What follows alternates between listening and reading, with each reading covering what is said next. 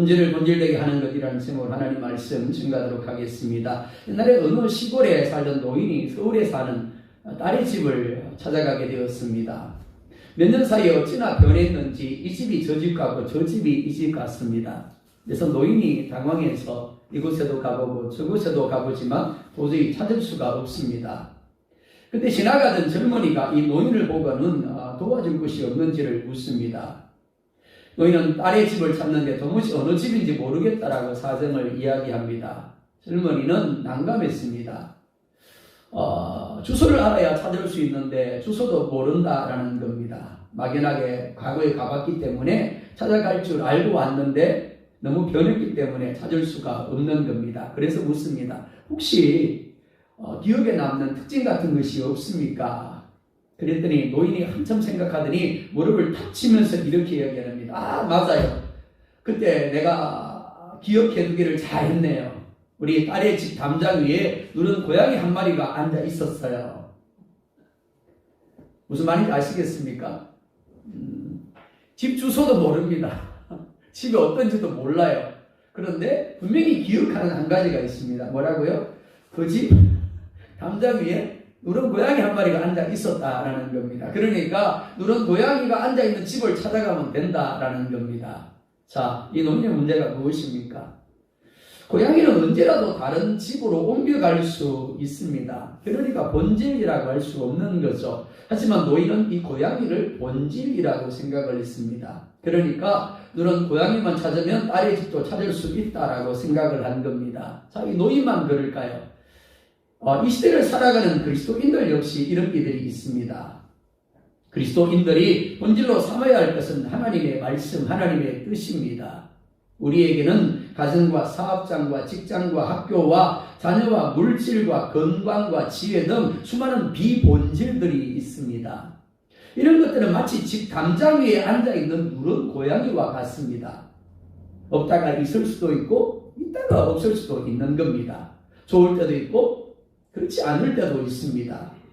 본질이라면 변함이 없어야 합니다. 그런데 비본질이기 때문에 늘 변화가 있는 겁니다.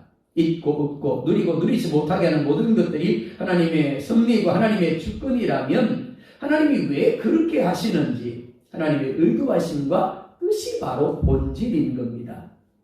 그리스도인과 비그리스도인의 차이는 기본적으로 교회를 다니느냐 다니지 않느냐가 아닙니다. 교회를 다니고 신앙생활이라는 것을 하면서 나타나는 가장 큰 변화는 영적이지 않았던 사람이 영적인 사람이 된다는 겁니다. 즉 영적인 하나님을 인정하고 영이신 하나님의 섭리를 인정하고 하나님의 말씀의 믿음으로 영적으로 반응하기 시작한다라는 겁니다. 예배합니다. 기도합니다. 말씀을 가까이 합니다. 그리고 전도를 하며 봉사에 집중하는 삶을 살게 됩니다. 그리스도인이 되면 당연히 삶이 달라지는 이유가 바로 여기에 있습니다. 하나님이 창세전에 우리를 선택하셨습니다. 그리고 부르셔서 믿음을 주심으로 우리를 의롭게 하셨습니다. 구원 받았죠? 의롭게 되었습니다. 오늘 아침에 배웠죠? 하나님의 자녀가 되었습니다. 끝인가요? 아닙니다. 하나님이 원하시는 사람, 믿음의 온전한 자리에 이르게 될 때까지, 즉 영광스러운 자리에 이르기까지 우리를 연단하고 훈련하시며 우리를 이끌어 가십니다. 그리고 이런 과정에서 우리에게 필요로 하는 것들을 주시기도 하고 거두어 가시기도 하는 겁니다.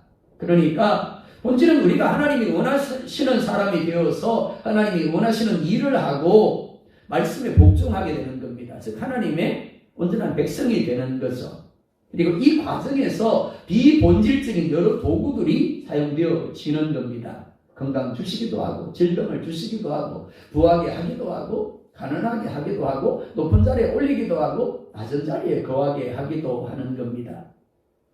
야곱이 무려 7년을 일해서 라헬을 아내로 맞이하게 됩니다. 그런데 라반은 라헬이 아니라 레아를 야곱과 동참하게 했습니다.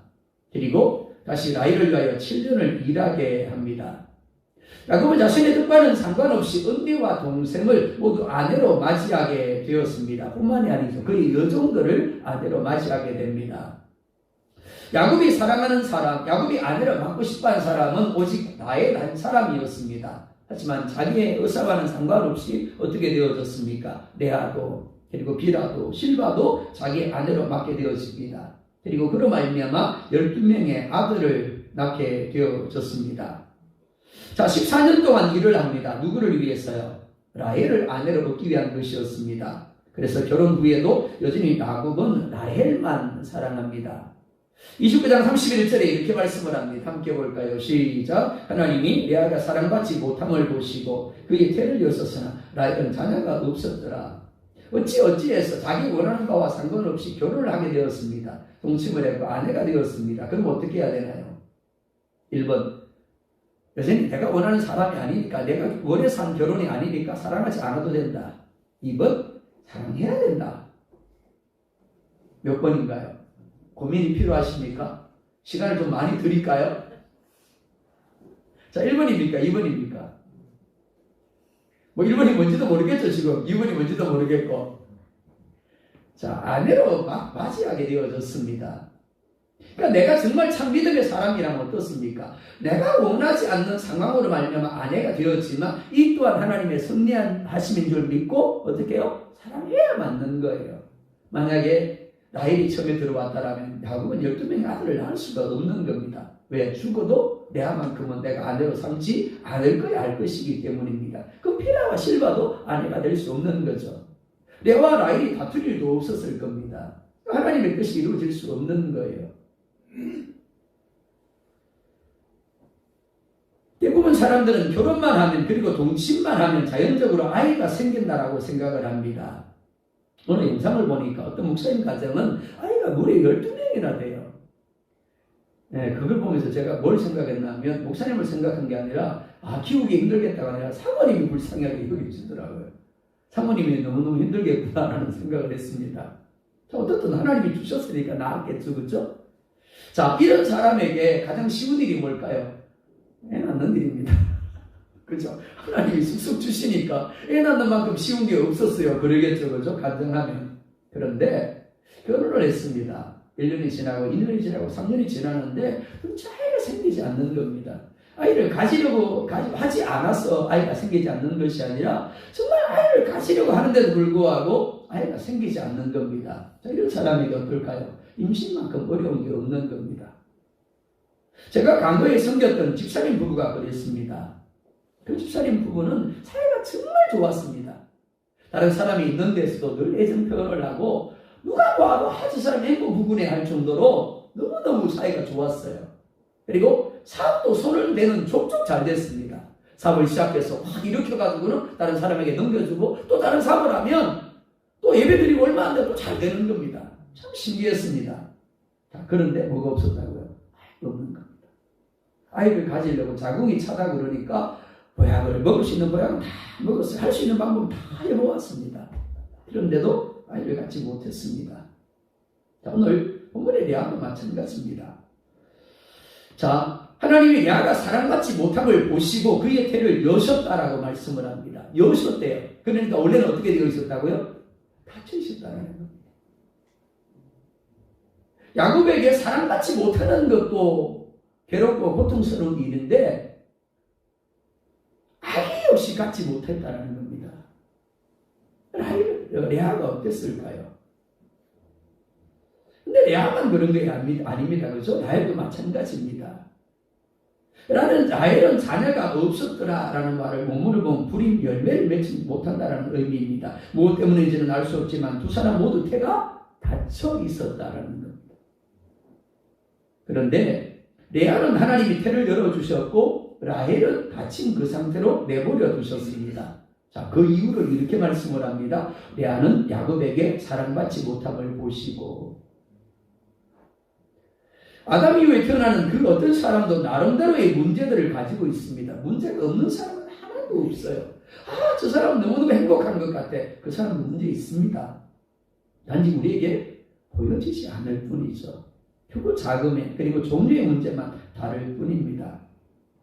그리고 하나님은 그 모든 것들을 주관하는 분이니까 당연히 각 사람이 가지고 있는 문제들을 알고 계십니다.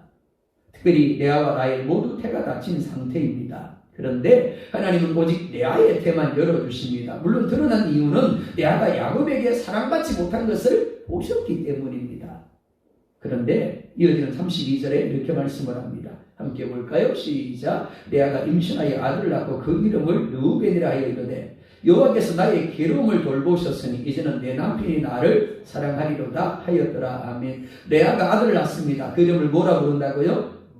그죠? 르우벤. 그 이유가 무엇이라 말씀합니까? 이렇게 말씀하죠. 여호와께서 나의 괴로움을 돌보셨다. 괴로움이라는 단어를 원문에서 보면 고생, 고통, 가난이라는 의미입니다. 그리고 돌보다는 보다, 조사하다, 이해하다라는 의미예요. 그러니까 하나님이 레아의 고통을 세밀하게 살피시고 조사하셨다라는 의미로 이해할 수 있습니다. 자, 그러면 아니 레아하고 라헬이 똑같이 문제를 가지고 있는데 왜 어떤 사람은 자세히 살피시고 조사하고 어떤 사람은 안 그런가 하는 겁니다. 왜 그럴까요? 자, 33절 시작. 그가 다시 임신하여 아들을 낳고 이르되 여호와께서 내가 사랑받지 못함을 들으셨으므로 내게 이 아들도 주셨도다 하고 그의 이름을 시몬이라 하였으며, 자, 둘째 이름 뭐라고요? 시몬. 레아는 첫째 르우벤을 낳고 이렇게 고백을 했습니다. 여호와께서 나의 괴로움을 돌보셨다. 그리고 둘째 시몬을 낳고 이렇게 고백합니다. 여호와께서 내가 사랑받지 못함을 뭐 했다고요? 들었대요. 레아는 동생 라헬에 비해서 외모가 떨어졌습니다. 한마디로 못생겼습니다. 그리고 야곱과 함께하고 있었지만 야곱은 레아에게 조금의 관심도 눈길도 주지 않았습니다. 이는 다른 남자들도 마찬가지였습니다. 늘 관심과 사랑의 대상은 라헬이었고 레아는 마치 투명인간처럼 있을 수 없는 것과 같은 존재였습니다. 이는 아버지 라반에게도 마찬가지였습니다. 레아에게도 분명히 사랑받고 싶고 인정받고 싶은 마음이 있었을 겁니다. 하지만 레아의 그런 기대와는 달리 레아는 그 누구에게도 사랑받지 못하고 인정받지 못하는 삶을 살고 있었습니다. 그러다가 어느 날 자신의 뜻과는 상관없이 아버지가 그러는 겁니다. 너 이 천막에 들어가서 기다리다가 야곱이 들어오면 동침해. 지금까지도 사랑받지 못하고 인정받지 못하는 삶을 살았는데 남편을 선택하는 일에 있어서도 자신이 사랑하는 사람이 아니라 아버지에 의해서 강제로 등 떠밀려 들어가서 야곱과 함께 동침하게 된 겁니다. 야곱과 하룻밤을 보내고 그의 아내가 되어졌습니다. 근데 문제가 뭐라고요? 그리고 난 후에도 야곱은 여전히 레아를 사랑하지 않았다라는 겁니다. 단지 남편에게 주어진 의무를 기계적으로 감당할 뿐입니다. 여러분이 레아의 입장에 한번 되어보시겠습니까? 내가 그래도 아내인데 나는 못 본 채 하고 내가 보는 바로 앞에서 라헬과 웃고 떠들고 있습니다. 나에게는 따스한 눈길 한번 주지 않는 그 남편이 어떨까요? 레아의 삶은 그야말로 불행투성이의 삶, 문제투성이의 삶이라고 할 수 있습니다. 근데 누구도 그에게 관심 가져주지 않는 겁니다. 울고 있을 때 그 누구도 다가와서 괜찮다고, 너는 존귀한 자라고 이야기해 주지 않는 겁니다. 그런데 그 누구도 돌아보지 않는 레아를 누가요? 하나님이 돌아보셨답니다. 하나님이 사랑하셨답니다. 레아를 보시며 그의 상황을 살피시고 그의 삶 가운데 역사하십니다. 그 이유를 레아는 시몬을 낳고 이렇게 고백을 합니다. 여호와께서 내가 사랑받지 못함을 들으셨으므로. 이스라엘이라는 이름은 하나님께 힘을 얻어 강하게 된 자라는 의미입니다. 즉 하나님의 은혜로 살아가는 사람이 이스라엘입니다. 이는 그리스도인도 마찬가지입니다. 그리스도인은 그리스도와 사람의 합성어입니다. 그러니까 그리스도와 연합한 자, 그리스도께 힘을 얻어 강하게 된 자, 그리스도께 힘을 얻어 살아가는 사람이 그리스도인인 겁니다. 즉 그리스도가 아니면, 그리스도의 은혜가 아니면 살아갈 수 없는 사람이 그리스도인입니다. 그리고 이런 이스라엘에게, 이런 그리스도인의 삶에 있어서 빼놓을 수 없는 것이 바로 기도라고 할 수 있겠습니다. 왜요? 그 누구도 나를 알아주지 못하고, 그 누구도 나를 돌아보지 않고, 그 누구도 나를 위로해 줄 수 없을 때 오직 하나님만 나를 향하여 관심을 가지고 나를 보고 계시기 때문입니다. 나의 기도를 들으시기 때문에 그렇습니다. 아브라함은 가는 곳마다 단을 쌓고 하나님께 예배하고 기도했습니다. 이는 이삭도 마찬가지입니다. 다윗이 하나님께서 아브라함에게 약속하신 동해 강으로부터 유브라데와 지중해까지의 땅을 차지할 수 있었던 비결, 그가 전무후무한 복을 끌어올 수 있었던 비결이 바로 여기에 있습니다. 하나님만 바라보았기 때문입니다. 다윗은 결코 무언가를 선택하고 결정할 때 상황이나 사람들의 이야기나 자신의 생각을 쫓지 않았습니다. 하나님만 바라보고 또 하나님만 바라보았습니다. 사도행전은 이런 다윗을 하나님의 마음에 합한 자, 하나님 마음에 든 자라고 말씀을 합니다. 믿음이란 신뢰하고 의지하고 맡기는 것이라고 했습니다. 믿음을 말하면서 결코 빼놓을 수 없는 단어가 기도입니다. 기도는 아무나 할 수 있는 게 아닙니다. 주님이 뭐라 말씀합니까? 하늘에 계신 우리 아버지여. 그렇습니다. 하나님을 아버지로 부르는 사람이, 하나님의 자녀된 사람이 할 수 있는 것이 기도입니다. 그리고 하나님이 모든 역사를 주관하시는 분임을 믿는 사람이 할 수 있는 겁니다. 그렇지 않은 사람은 사람을 찾아갑니다. 그리고 자신의 울분을 토해내죠. 보세요 집사님, 보세요 권사님, 아무개 가요. 그럽니다. 그리고 자기 자신에게 이야기를 하면서 탄식합니다. 절망하죠. 하지만 믿음의 사람은 어떻다고요? 하나님께 나아가서 우는 겁니다. 하나님께 나아가서 탄식하는 겁니다. 하나님께 나아가서 하나님 나의 기름을 돌아봐 주십시오 하는 겁니다.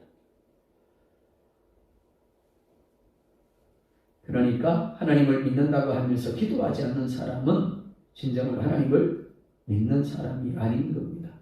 어떻게 하나님의 뜻도 묻지 않고 자기 마음대로 살면서 하나님을 믿는다라고 할 수 있겠습니까?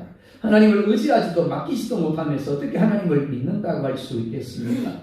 어떻게 하나님의 은혜로 살아간다고 하면서도 기도를 통하여 은혜를 구하지 않으면서 어떻게 은혜로 살아간다는 고백이 참일 수 있겠습니까? 그러니까 가장 교만은 기도하지 않는 것이고 가장 겸손은 범사에 쉬지 않고 기도하는 것이라고 할 수 있겠습니다. 이러한 내안은 문제투성이의 삶입니다. 그 누구에게도 인정받지 못하고 사랑받지 못하는 존재입니다. 이런 경우에 사람들은 나 삐뚤어질 거야. 그리고는 잘못된 방향으로 가기가 참 쉽습니다. 과거 한국을 떠들썩하게 했던 막가파, 지존파가 그랬습니다. 그들은 자신들이 그렇게 된 것을 사회 탓으로 돌렸습니다. 주변 사람들의 탓으로 돌렸습니다. 내가 좀 더 좋은 환경에서 자랐더라면, 내 주변의 사람들이 나에게 조금만 더 따뜻하게 대해 주었더라면 나도 이렇게까지는 되지 않았을 것입니다. 정말 그럴까요? 예, 그럴 수 있습니다. 하지만 절대적이지는 않습니다. 왜냐하면 불행한 환경에도 불구하고 절망적인 환경에도 불구하고 그 누구도 자기에게 만석을 가져주지 않고 자기를 인정해주지 않고 자기를 돌아보지 않는 상황에서도 얼마든지 자기 자신을 바르게 세워서 바른 길을 간 사람들이 있기 때문입니다. 레아도 마찬가지입니다. 레아는 막가파가 될 수 있는 환경을 넘치도록 가지고 있는 사람입니다. 하지만 레아는 자신의 불행의 문제, 아픔을 가지고 세상과 주변 사람들을 원망하지 않았습니다. 왜 나를 이렇게 못생기게 낳았습니까? 아버지나 아버지를 원망하지 않았습니다. 레아는 자신의 상황을 있는 그대로 하나님께 들고 나아갔을 뿐입니다. 그리고 하나님께 이야기했습니다. 하나님, 네 맞습니다. 내가 못생긴 거예요. 저도 압니다. 그런데 참 힘듭니다.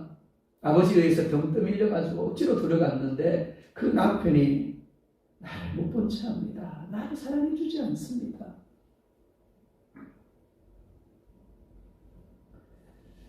어떻게 하나님께 이야기했을까요? 괴로움을 돌보셨다고 했으니까 그는 분명히 울면서 하나님께 부르짖었을 겁니다. 통곡했을 겁니다. 이는 사무엘의 어머니 한나도 마찬가지였습니다. 그래서 여호와께서 나의 괴로움을 돌보셨고 여호와께서 내가 사랑받지 못함을 들었다라고 고백하는 것입니다. 라반의 집은 세세우선입니다. 그러니까 약속의 가문입니다. 레아는 당연히 하나님을 알고 있었을 겁니다. 하지만 하나님은 이 레아를 진정한 믿음의 딸로 세우기를 원하셨습니다. 떨어지는 외모, 다친 태, 그리고 남편에게 사랑받지 못하는 것, 분명 레아에게 아픔과 고통을 안겨주는 것들이었습니다. 힘들었겠죠. 아팠을 겁니다. 하지만 동시에 이러한 것들은 하나님이 레아를 하나님께로 이끄는 도구였습니다. 만약 레아가 뛰어난 외모를 가졌다면 어떨까요? 자신을 쑥쑥 잘 낳고 남편에게 사랑을 받았다면 어떨까요? 그래도 하나님 앞에 나아갔을까요? 그래도 하나님 앞에 울면서 매달렸을까요? 그랬을 수도 있습니다. 하지만 본문은 레아가 가진 문제들이 레아로 하여금 하나님께로 나아가 기도하는 통로가 되었음을 말씀하고 있습니다. 34절에 보면 셋째를 낳습니다. 그리고 이렇게 고백을 합니다. 내 남편이 지금부터 나와 연합하리로다 하고 그의 이름을 레위라 하였으며, 35절에 또한 넷째를 낳습니다. 이렇게 말씀합니다. 같이 봅니다. 시작. 그가 또 임신하여 아들을 낳고 이르되 내가 이제는 여호와를 찬송하리로다 하고 이로 말미암아 그가 그의 이름을 유다라 하였고 그의 출산이 멈추었더라. 34절 35절은 예수 그리스도에 대한 말씀이지만 그 부분까지는 갈 수가 없습니다. 그 나중에 시간 되면 또 말씀을 따로 전하기도 하고요. 고통과 아픔이 풀리지 않는 문제가 레아로 하여금 하나님만 의지하게 만들었습니다. 하나님의 은혜를 누리게 되었습니다. 그리고 첫째, 둘째, 셋째를 낳으면서 남편에게 집중하던 삶이 하나님께 집중하는 삶으로 바뀌어감을 알 수가 있습니다. 남편의 사랑을 갈급해하던 삶에서 하나님을 찬양하는 삶으로 변화되어감을 볼 수가 있습니다. 믿음의 집안입니다. 하지만 믿음으로 반응할 수가 없었습니다. 왜냐하면 자신을 둘러싼 상황이 너무나 힘겹고 고통스러웠기 때문입니다. 그런데 그 문제가 레아를 하나님께 나아가 기도하게 만들었습니다. 울면서 하나님 앞에 나아갔고 울면서 하나님 앞에 부르짖었습니다. 하나님, 나의 기록을 돌아봐 주십시오. 가끔 기도할 때 그럽니다. 하나님 우리를 외면하시면 우리가 누구를 의지할 수 있습니까? 누구에게 기댈 수 있습니까? 하나님, 우리를 불쌍히 여겨 주십시오. 레아가 그랬다라는 겁니다. 하나님 외에 의지할 수 있는 이가 없었습니다. 그랬기에 하나님 앞에 나아가 기도하며 그로 말미암아 하나님의 응답을 누렸고 마침내 자신의 상황을 뛰어넘어 하나님을 찬양하며 하나님께 온전히 자신의 삶을 맡기는 자리에까지 나아가게 되어진 겁니다. 레아가 낳은 넷째 유다가 누구이죠? 유다에게서 다윗이 태어나죠. 이 다윗의 자손으로 예수님이 이 땅에 태어나시게 됩니다. 레아에게서 예수님이 나시게 된 겁니다. 그렇게 하기 위해서 괴롭지만 힘들지만 고통스럽지만 잠깐 그를 그 자리에 세우시고 그를 부르신 겁니다. 공교 여러분 중에도 레아의 삶을 살고 계시는 분이 있습니까? 다른 사람은 안 그런데 왜 내 삶은 이토록 힘들까라고 생각하는 분이 있습니까? 하나님이 여러분의 삶을 만들어가고 계십니다. 문제를 안고 원망하며 절망하고 있지 마시기 바랍니다. 하나님은 지금 닥친 상황을 열어줄 준비를 모두 마치고 기다리고 있습니다. 여러분에게 있는 문제는 여러분들로 하여금 절망하게 하기 위한 문제가 결코 아닙니다. 하나님을 신뢰하고 의지하며 맡기게 하기 위한 문제입니다. 그렇기 때문에 죽을 것 같아도 이제는 정말 삶을 포기하고 싶은 마음이 들지라도 그 문제를 가지고 하나님께 나아가시기 바랍니다. 그리고 레아치는 기도로 하나님께 여러분의 괴로움을 아르시기 바랍니다. 울면서 부르짖으십시오. 하나님, 나 힘듭니다. 하나님, 나 고통스럽습니다. 맡기십시오. 하나님은 여러분을 사랑하셨기에 그 아들조차도 아끼지 아니하고 십자가에서 죽게 하신 분입니다. 여러분은 하나님이 그렇게까지 사랑하는 존재입니다. 기도는 닫힌 문을 여는 열쇠입니다. 그러나 믿음으로 하나님을 신뢰하고 의지하며 맡기는 사람만이 기도의 자리로 나아갈 수 있고 또한 하나님을 누릴 수가 있는 것입니다. 두 번째로 본문은 레아에게서 같은 상황, 즉 똑같이 닫힌 태를 가진 라헬에게로 초점을 옮겨갑니다. 1절 볼까요? 시작. 라헬이 자기가 야곱에게서 아들을 낳지 못함을 보고 그의 언니를 시기하여 야곱에게 이르되 내게 자식을 낳게 하라. 그렇지 아니하면 내가 죽겠노라. 라헬은 언니가 갖지 못한 것을 갖고 있었습니다. 외적으로 곱고 아리따웠습니다. 그래서 남성들의 사랑과 관심을 한몸에 받았고 심지어 야곱의 사랑을 독차지하고 있었습니다. 레아에게 있어서 라헬은 부러움의 대상입니다. 하지만 라헬은 이것을 족한 줄로 여기지 못했습니다. 감사하지 못했습니다. 자신에게도 언니 레아와 같은 아들들이 있기를 원했습니다. 그래서 뭐 했다고요? 시기했다라고 말씀을 합니다. 시기하다는 말, 시기하다는 의미 외에 열심이라는 의미가 있습니다. 그의 마음은 열심으로 가득 차 있었습니다. 그런데 잘못된 욕심에 대한 열심입니다. 언니가 가진 것처럼 자신도 아들을 가져야 한다는 겁니다. 하지만 라헬이 아들을 갖지 못한 것은 레아처럼 전적 하나님의 섭리하심의 결과였습니다. 하나님이 ter를 열어주시지 않았기 때문입니다. 하나님이 그렇게 하신 것은 뜻하시는 바가 있었기 때문입니다. 그렇다면 라헬도 레아처럼 하나님께 기도로 나아가 하나님의 뜻을 묻고 하나님의 도우심을 구해야 맞습니다. 하지만 라헬의 마음은 이미 잘못된 시기심으로 가득 채워져 있습니다. 그래서 그런 것을 생각할 겨를이 없습니다. 그래서 남편 야곱에게 자식을 낳게 하지 아니하면 내가 죽겠다라고 이야기를 합니다. 자살하겠다는 겁니다. 레아와 라헬은 동일한 다침태를 가지고 있었습니다. 하지만 레아는 기도로 하나님께 나아간 반면 라헬은 야곱에게 자살하겠다라고 말을 합니다. 똑같은 믿음의 집안에서 자랐습니다. 그리고 같은 상황입니다. 하지만 레아는 기도로 나아가고 라헬은 오히려 자살하겠다라고 합니다. 그 이유가 무엇일까요? 한마디로 은혜가 바닥났기 때문입니다. 기름이 떨어졌기 때문입니다. 그러니까 차가 움직이지 못하는 것은 당연한 겁니다. 하지만 문제는 은혜가 바닥에 나고 기름이 떨어진 것을 인식하지 못하는 겁니다.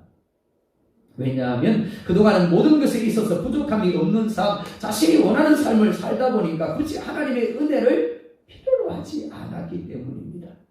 그러니까 하나님께 예배하면서도 어떻다고요? 갈급함이 없는 거죠. 답답함이 없으니까 그냥 형식적으로 예배할 수밖에 없는 겁니다. 굳이 기도로 나아가서 하나님 앞에 매달릴 필요가 없었던 겁니다. 그러다 보니까 문제를 만났을 때 영적인 반응을 하는 것이 아니라 인간적이면 육적인 반응을 할 수밖에 없는 겁니다. 야곱은 라헬로 하여금 임신하지 못하게 하신 이가 하나님이라고 말을 합니다.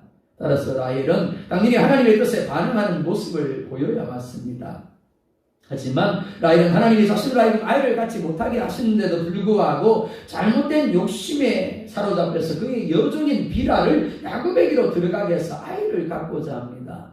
3절에 이렇게 말씀을 합니다. 함께 볼까요? 시작. 라헬이 이르되 내 여종 비라에게로 들어가라. 그가 아들을 낳아 내 무릎에 두니 그러면 나도 그로 말미암아 자식을 얻겠노라 하고. 아멘. 은혜가 떨어지면 아무리 믿음이 좋던 사람도 지극히 인간적이 될 수밖에 없습니다. 예수님이 뛰어 근신하며 쉬지 말고 기도하라고 하시는 이유가 여기에 있습니다. 라헬은 과거 사라가 실패했던 방법, 여종을 통하여 아이를 낳으려 합니다. 하나님이 막았지만 그 하나님을 어떻게 해요? 적극적으로 대적하려고 하는 겁니다. 하나님 막아보세요. 나는 어떻든 낳아버릴 테니까. 그리고 아이를 낳습니다. 6절에 이렇게 말씀을 합니다. 함께 봅니다. 시작. 라헬이 이르되 하나님이 내 억울함을 푸시려고 내 호수를 들어서 내 아들을 주셨다고. 이런 말로만 그 이름을 단이라 하였으며 하나님이 내 억울함을 푸시려고 내 호수를 들었다라고 합니다. 정말 그렇습니까? 아니요. 이는 말도 안 되는 이야기입니다. 왜냐하면 라헬이 믿음으로 하나님께 기도해서 아들을 얻었다거나 기다리다가 마침내 임신해서 아들을 낳은 것이 아니기 때문입니다. 그런 목적부터가 잘못되었어요. 뭐 때문에요? 언니에 대한 시기심으로 출발을 했습니다. 왜 아들이 필요한데요? 언니가 있으니까 나도 가져야 된다는 겁니다. 그로 인하여 하나님이 막으셨는데도 불구하고 자기 여종을 남편에게 억지로 들어가게 함으로 말미암아 아이를 얻은 겁니다. 드러난 것만 본다라면 라헬은 아들을 원한 것처럼 보입니다. 하지만 숨겨진 본질은 자기 만족과 언니를 이기기 위한 경쟁심인 겁니다. 근데 하나님이 그의 기도에 응답하겠습니까? 7절 8절에 이렇게 말씀을 합니다. 라헬의 시녀 비라가 다시 임신하여 둘째 아들을 야곱에게 낳으며 라헬이 이르되 내가 언니와 크게 경쟁하여 이겼도다 하고 그의 이름을 납달리라 하였더라. 라헬은 비라를 통하여 둘째와 셋째를 낳자 자신이 비로소 언니와 크게 경쟁하여 이겼다라고 말합니다. 하나님께서는 왜 레아의 태는 열어주시면서 라헬의 태는 열어주시지 않으신 것이겠습니까? 하나님께서 라헬을 미워하셔서 그런 것이겠습니까? 아닙니다. 하나님께서는 라헬이 자식이 낳지 못하는 시간들을 통하여 교만하게 자신만만하게 살아왔던 자기 자신을 돌아보기를 원하시는 겁니다. 자기 자신이 잘나서 살아가는 삶이 아니라 자신이 살아가던 그 모든 것이 실제로는 하나님의 은혜이고 자신이 하나님의 은혜 없이는 살아갈 수 없는 존재임을 깨닫게 하신 겁니다. 그런데 라헬은 도리어 잘못된 시김에 사로잡혀서 인간적인 방법을 통해서 은혜를 이기고자 했습니다. 그리고는 아이들을 낳고는 어떻게 해요? 크게 경쟁하여 이겼도다라고 이야기를 합니다. 하나님은 결코 한 사람에게 모든 것을 다 주시지 않습니다. 어떤 사람이든지 가진 것이 있는가 하면 가지지 못한 것이 있습니다. 그때 우리가 기억해야 할 것은 가진 것도 하나님의 은혜이고 가지지 못한 것도 하나님의 은혜라는 겁니다. 왜냐하면 주셔서 누리게 하심이 은혜이고 주시지 않은 부족함 때문에 기도로 더 하나님을 의지하며 맡기게 하셔서 더 은혜의 자리로 나아가게 하시기 때문입니다. 그러니까 건강할 때는 건강한 대로, 건강하지 못할 때는 건강하지 못한 대로, 부자일 때는 부자일 대로, 가난할 때는 가난할 대로 하나님의 은혜가 있는 거예요. 본질이 무엇입니까? 아이를 낳고 낳지 못함이 아닙니다.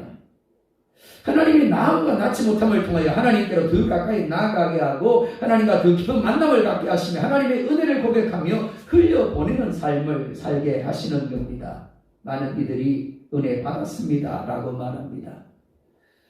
목사가 참 듣기 좋아하는 말이죠. 그죠? 목사님 오늘 참 은혜 받았습니다. 그럽니다. 좀 사실은 듣기 좋아요. 인간적으로 볼 때는. 그런데 우리가 생각해야 할 것이 있습니다. 그럼 은혜가 뭔데요? 축복이 뭔가요? 은혜 받았습니다라고 하는데 도대체 받은 은혜가 뭡니까? 말씀이 깨달아지는 겁니다. 그게 은혜예요.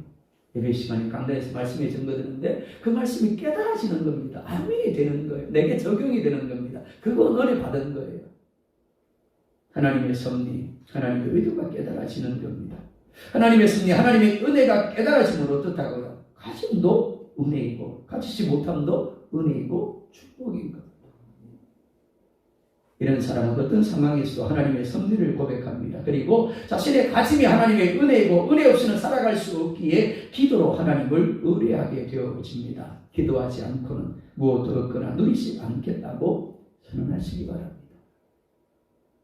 하나님의 은혜가 고백되지 않는 그 무엇도 결코 내게 복이 아닙니다. 기도 없이 얻어지면 그것이 나를 교만하게 하는 겁니다. 나는 하나님을 점점 더 멀어지게 만드는 것을 라헬이 그랬습니다. 반면 기도를 통해서 하나님 앞에 나아가 하나님으로부터 받게 되면 어떻습니까? 그러니 정말 내 삶이 하나님만 의지할 바이고 하나님만이 내게 힘을 주시고 하나님에게 나를 도와주시네.